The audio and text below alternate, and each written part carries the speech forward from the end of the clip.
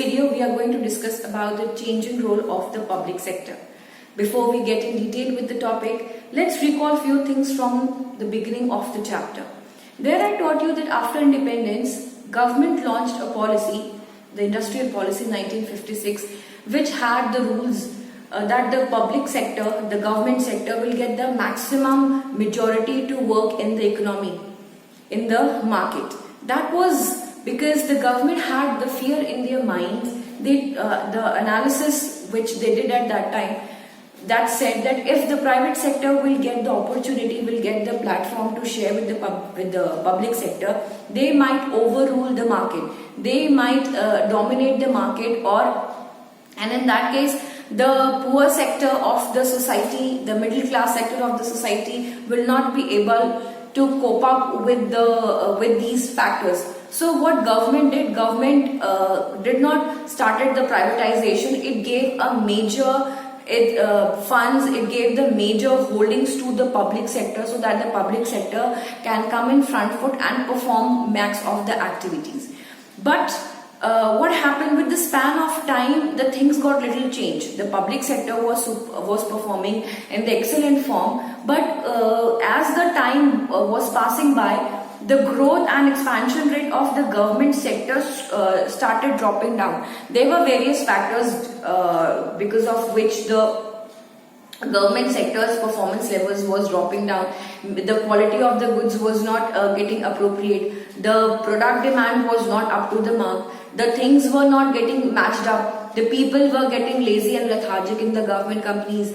The institutes were not able to generate the maximum profits, and slowly and steadily that it started getting into the debts. That means the government was spending too much of money in the government companies, in the public sectors, but these sectors were not generating enough revenue for the government, enough profit for the government. So that was becoming a big loss to the government. Though the public sector has contributed too much in the development of the economy, but that contribution was not equal with the passing time. So what happened? In 1991, new economic policy was launched. And I have taught you before also that new economic policy which was launched in 1991 gave three different terms, three important terms: privatization, liberalization and globalization. That was LPG, right? We discussed that in the previous videos also. Liberalization, privatization and globalization. These three things were highlighted in the new economic policy, where the private sector now was getting the opportunity to come in the front foot and perform. The government was more interested in spending money in the private sector as compared to the public sector. So the next are the reforms which were being taken, the steps which were being taken by the government. Reforms mean solutions. So we are going to discuss 4 solutions which were being taken by the government to solve the problem which the government was facing when the public sector was not performing well. So the first solution, the first resolution which was being planned in 1991, from here only the role of the public sector started changing, right? The first is restructure and revive potentially viable PSUs. PSUs was public sector units. All those enterprises, all those companies which are being controlled by the government, we call them as public sector units, and in short they are called PSUs. So restructure and revive means all those PSUs which are not performing well. If there is any disabilities in them, if there is any problem with them, those problems will be sought out, the working pattern will be rechecked, will be reanalyzed, and a new method will be adopted so that PSU's performance level can get better with the passing time. Fine. The second one is close down the PSUs.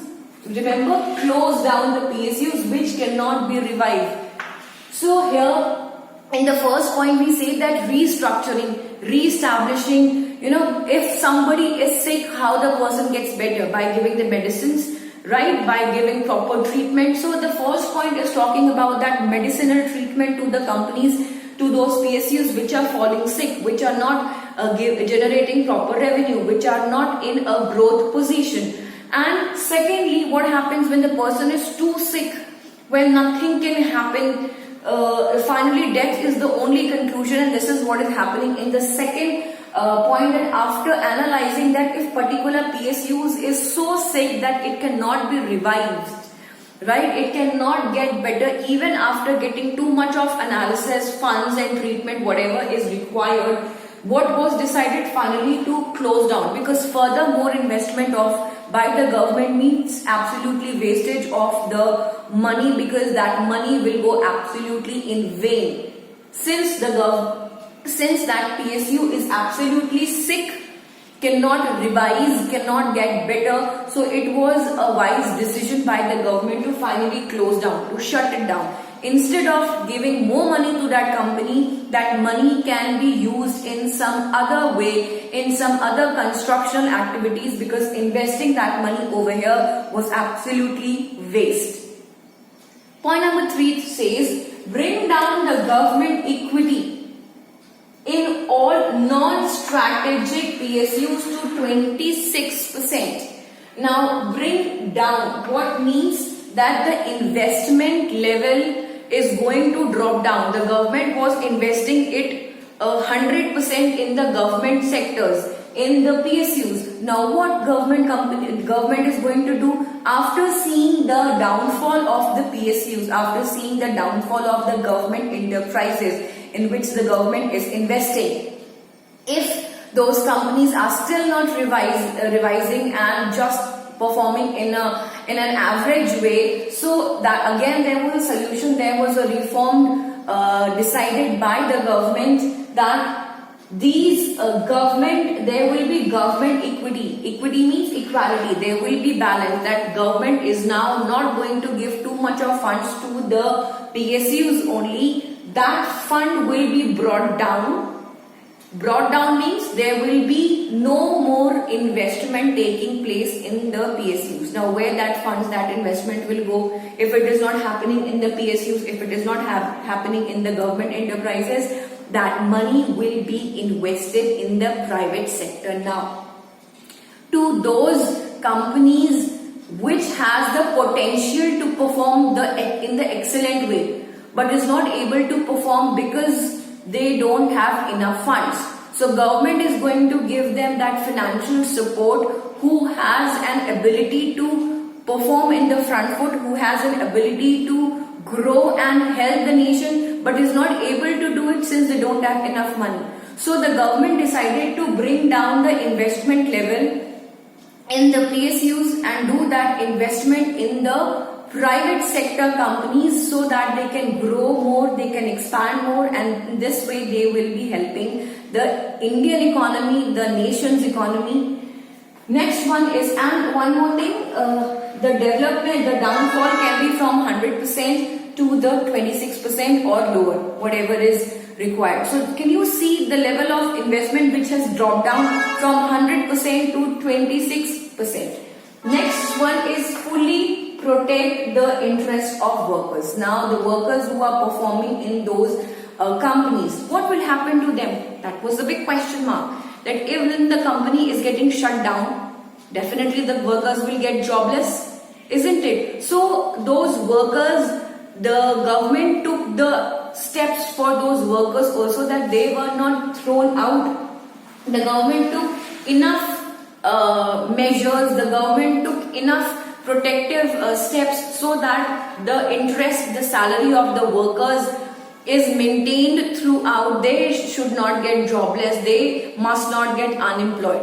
They were being shifted to some other government companies, or the voluntary retirement scheme was being launched, to which we call it as VRS. Voluntary means willingly, retirement scheme, VRS.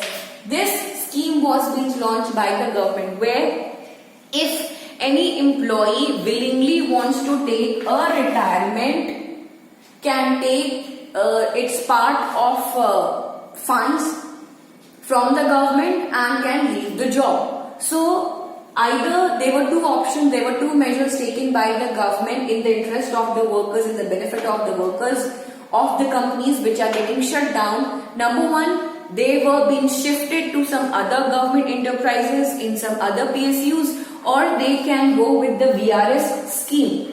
Right, they can take a voluntary retirement. If they don't want to work further, they will take the fund and they will go away from the company, and the company and the government will no more liable towards their interests because they have already taken the money from the government. So these are the solutions, these are the reforms which the government took. Now these steps were being achieved in this way. These are the solutions, how these solutions were finally applied.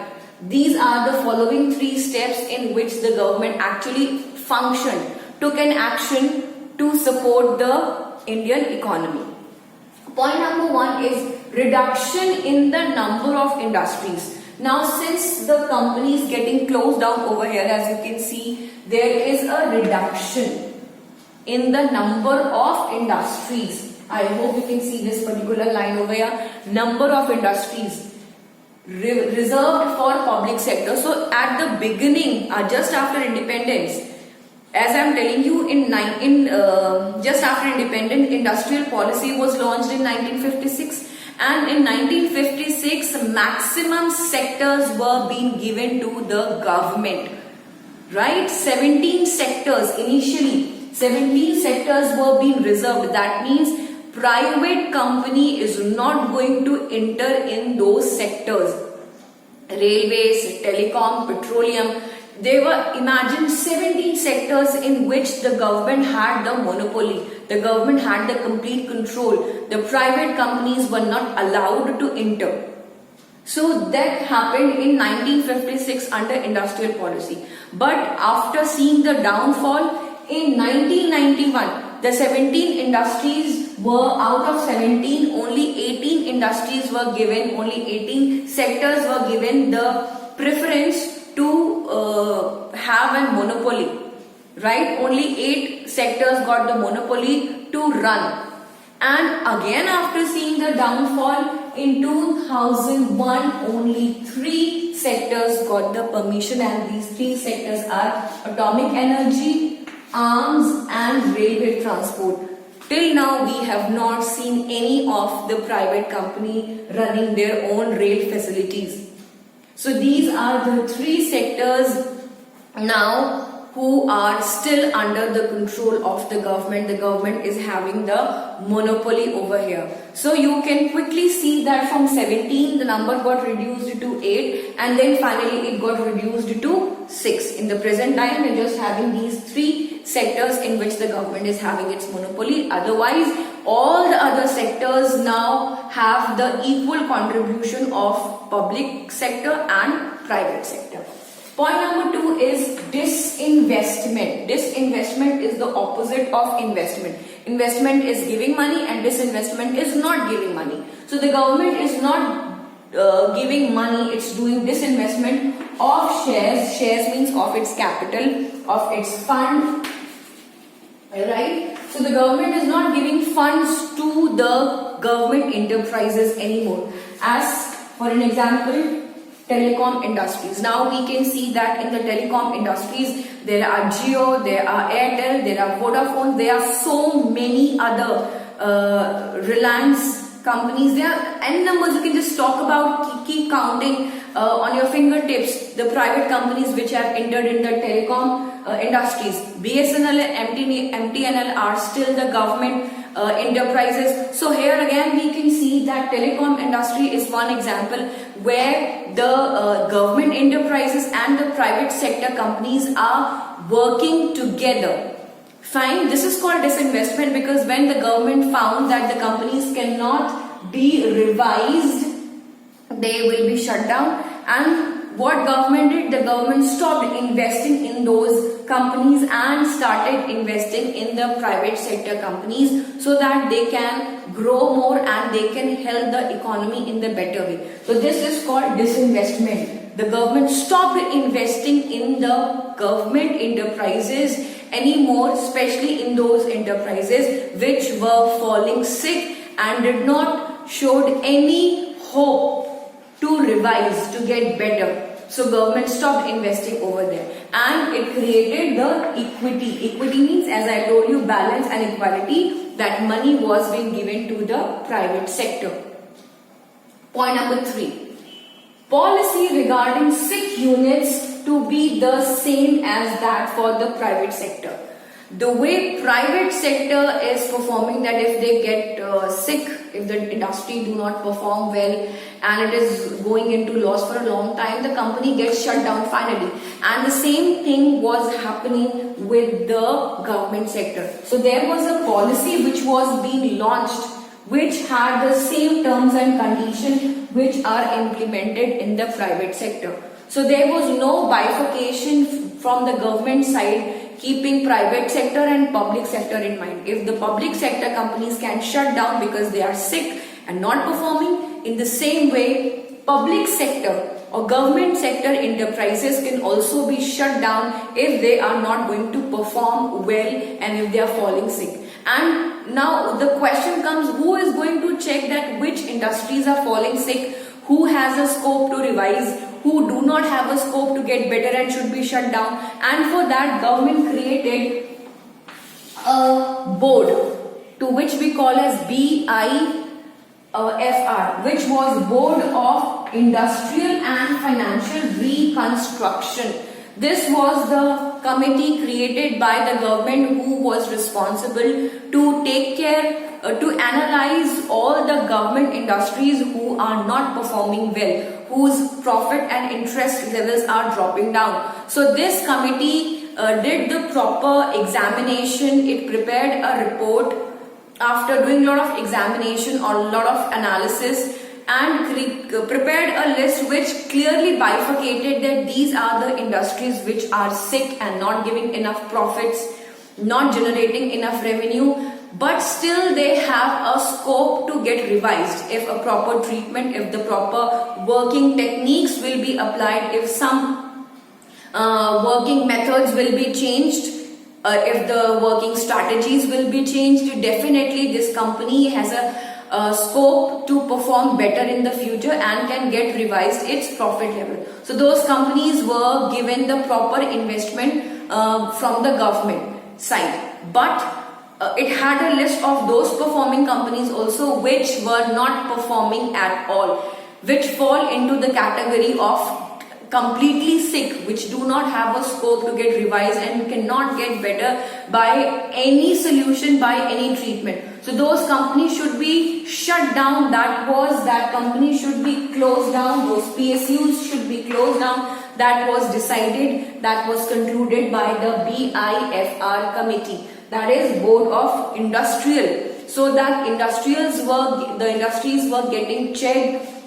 Financially, they were getting calculated. If they have a scope of reconstruction to construct it again, they will be constructed. Otherwise, they will be shut down because they are not generating revenue or profit for the government, but they are becoming a liability for the government. The government money is going absolutely in waste because they are not helping the government in multiplying its investment, but just wasting it. So here we are concluding with the three important topics of the government sectors that we did, and how the public sector's role changed with the span of time that we have discussed, with the solution, with the reforms, and by the steps taken to apply these reforms. In our next video, we are going to study about the global enterprises.